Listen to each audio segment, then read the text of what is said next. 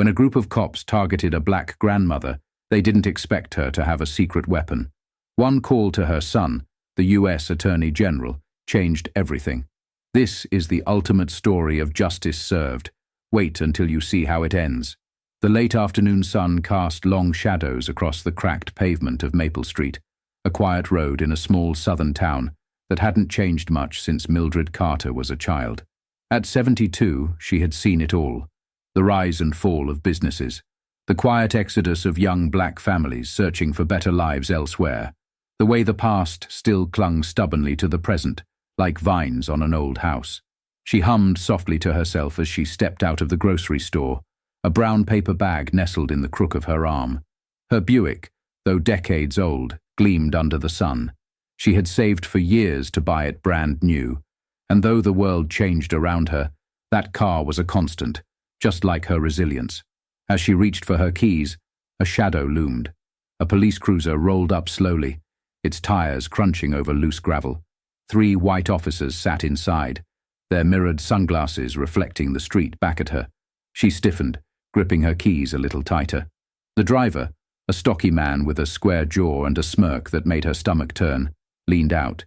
His badge glinted under the sun. "Ma'am, where'd you get this car?" Mildred frowned, her fingers tightening around her grocery bag. "Excuse me?"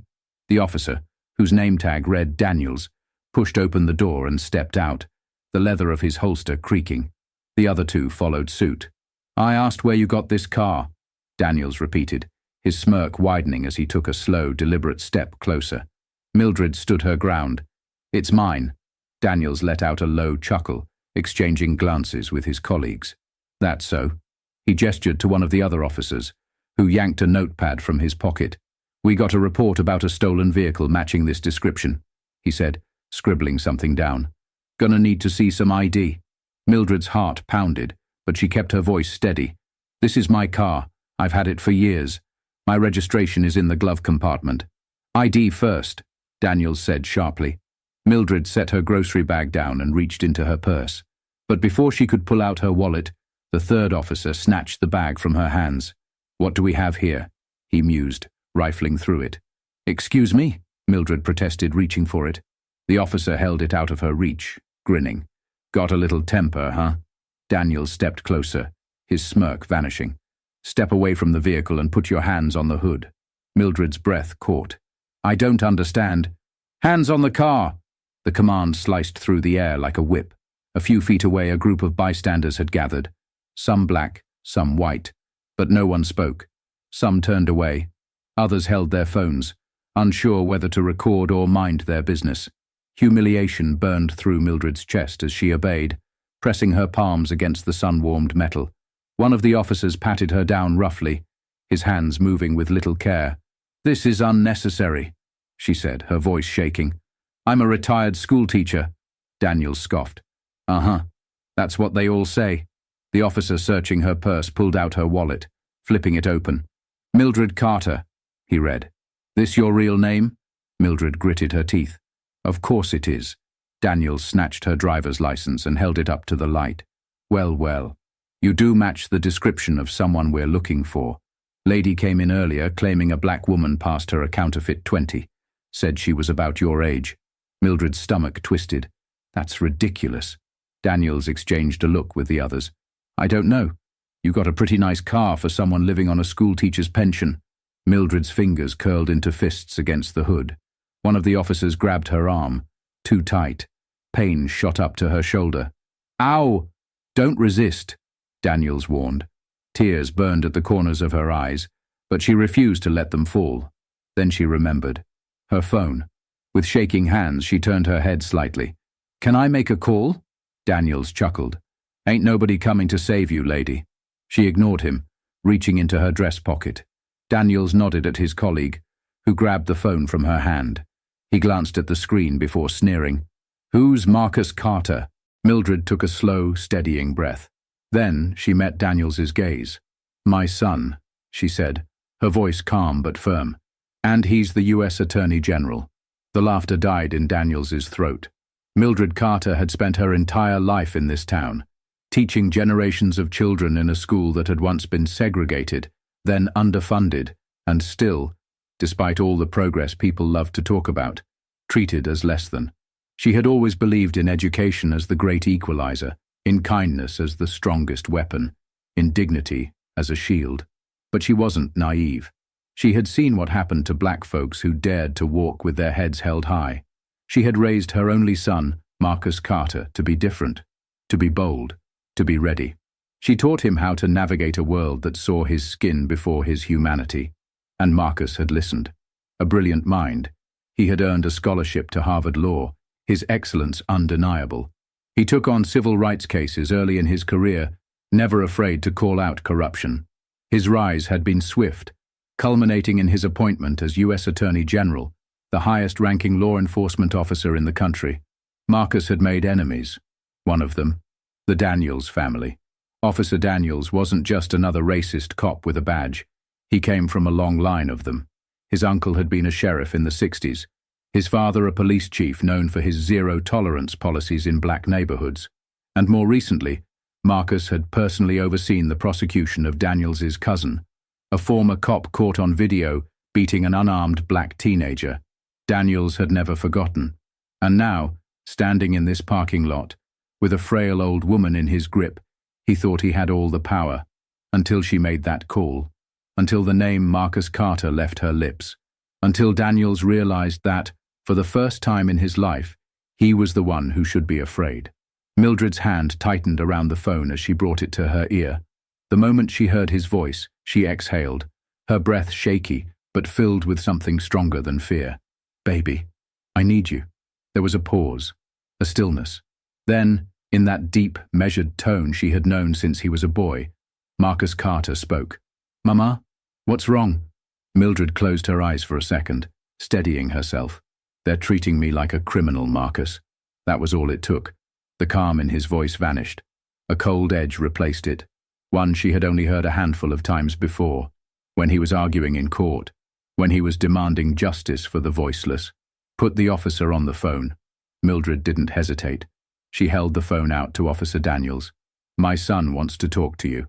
Daniels let out a dry chuckle. "Oh, I bet he does." He snatched the phone from her hand, rolling his eyes as he pressed it to his ear. "Yeah?" he said, amused. "Who's this?" A silence stretched over the line. And then, "This is the U.S. Attorney General," Marcus said, his voice like a blade against stone. "And you just made the biggest mistake of your career." Daniels froze. The amusement on his face evaporated as the color drained from his skin. His grip on the phone faltered for just a second, but he recovered, scoffing. He turned toward his fellow officers, forcing a smirk as he tried to play it off. "Yeah, okay," he muttered. "And I'm the damn president." The second officer snickered, but there was uncertainty in his eyes now. The third, a younger cop, shifted uncomfortably. "Daniels," Marcus's voice came through the speaker, sharp and clear. "I suggest you think very carefully before you say another word." Something in his tone, icy, unwavering, the voice of a man who held power, sent a chill down Daniels's spine. The younger officer reached for his phone, typing something quickly. A moment later, his face went pale. He whispered to the other cop, "It's him." Daniels's smirk twitched. "What?" The younger officer turned his phone around. A news headline stared back at them. U.S. Attorney General Marcus Carter takes strong stance against police misconduct. Daniels's stomach twisted.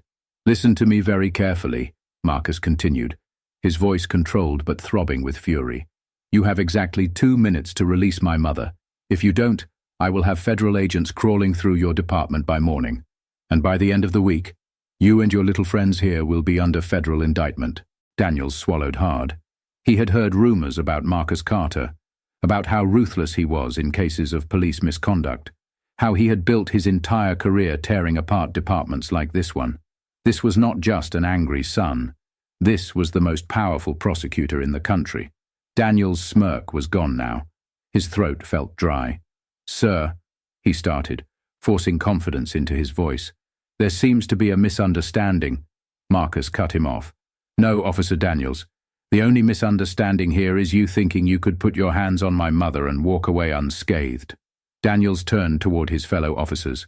The second one was already stepping back. The younger one looked like he wanted to run. Daniels forced a chuckle, but it came out wrong. "Let's not blow this out of proportion," he said. Marcus's voice dropped to a deadly whisper.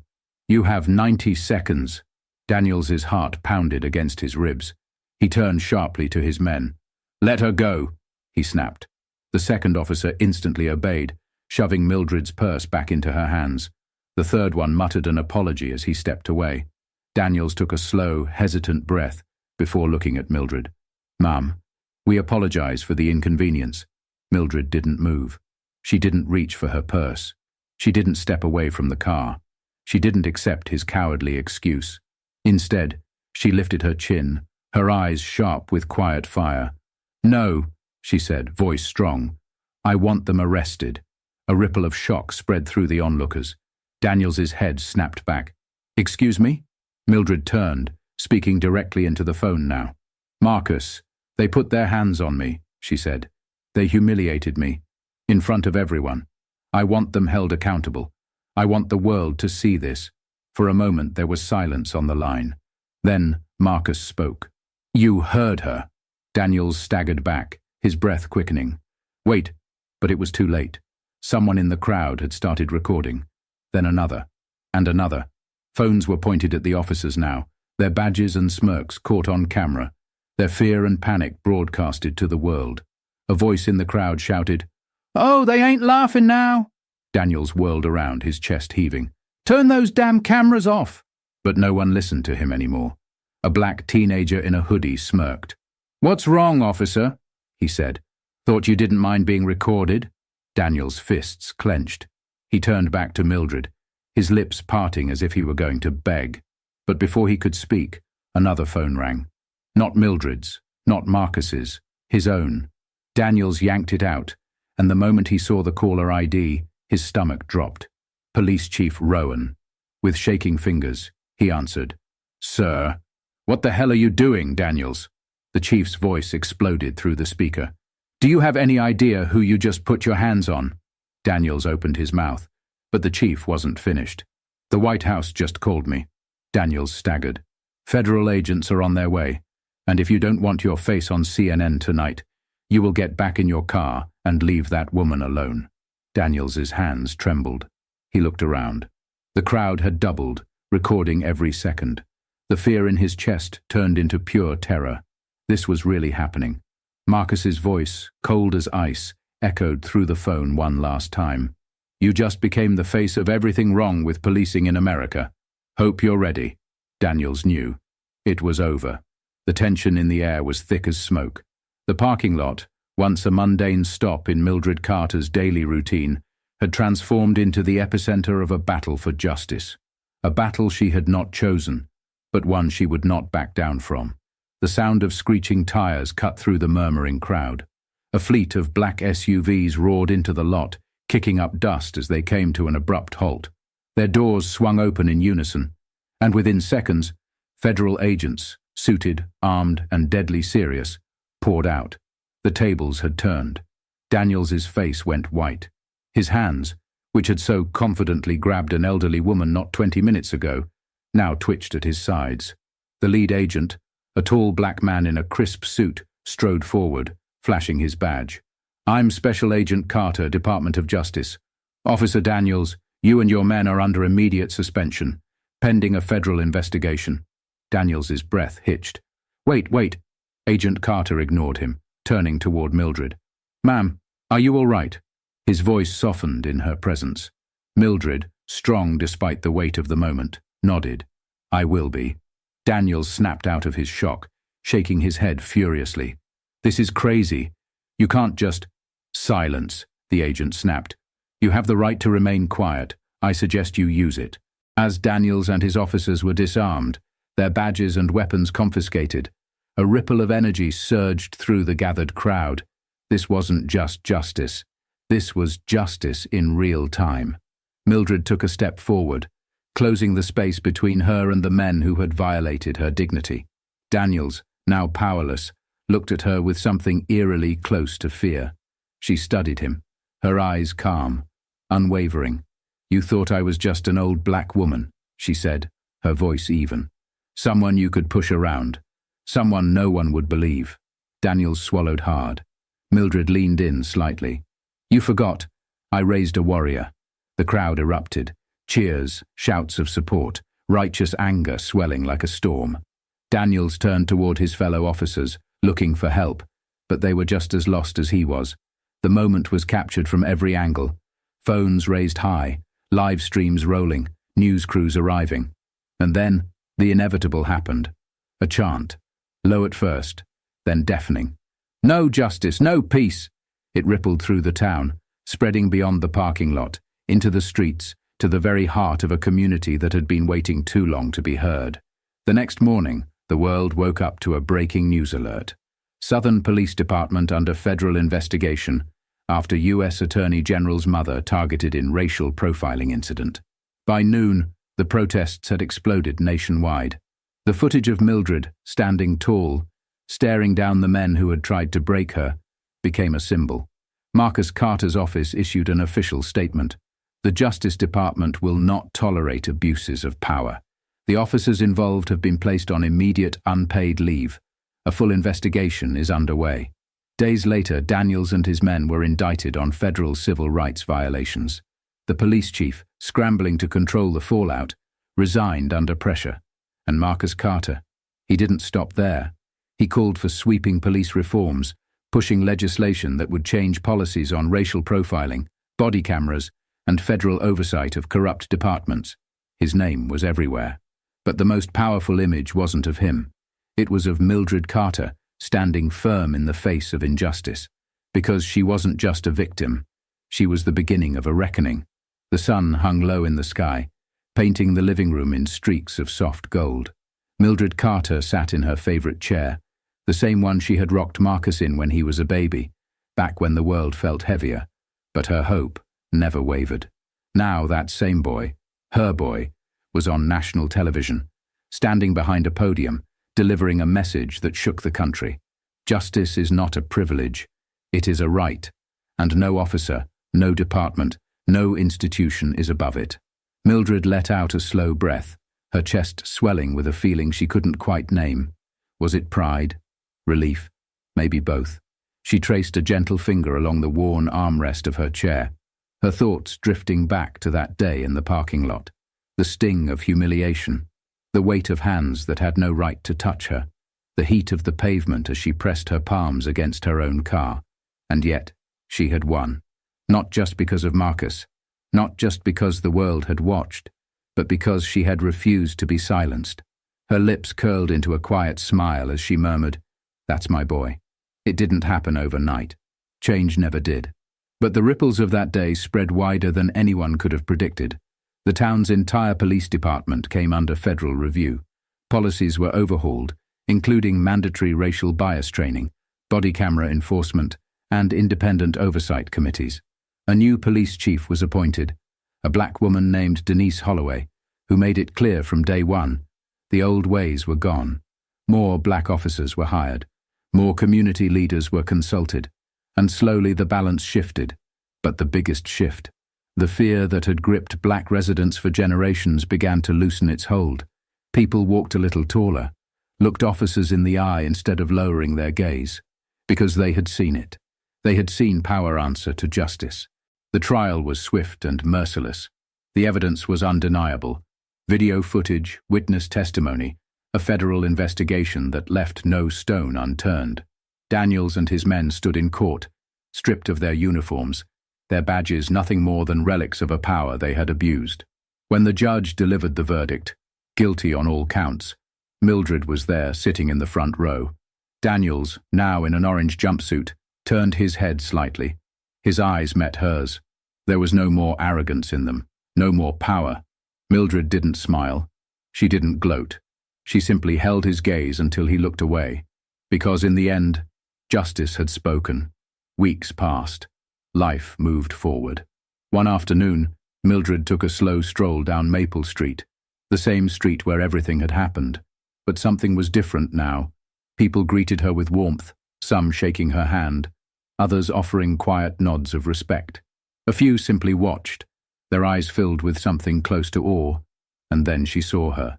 A little black girl, no older than 8, standing with her mother on the sidewalk. The girl's hair was braided neatly, her sundress fluttering in the breeze. She stared at Mildred with wide, curious eyes. Mildred slowed, smiled, and then the little girl did something that sent warmth flooding through her chest. She smiled back, not with fear, not with hesitation, but with the quiet, certain knowledge that things were different now. And for the first time in a long time, Mildred Carter knew it too.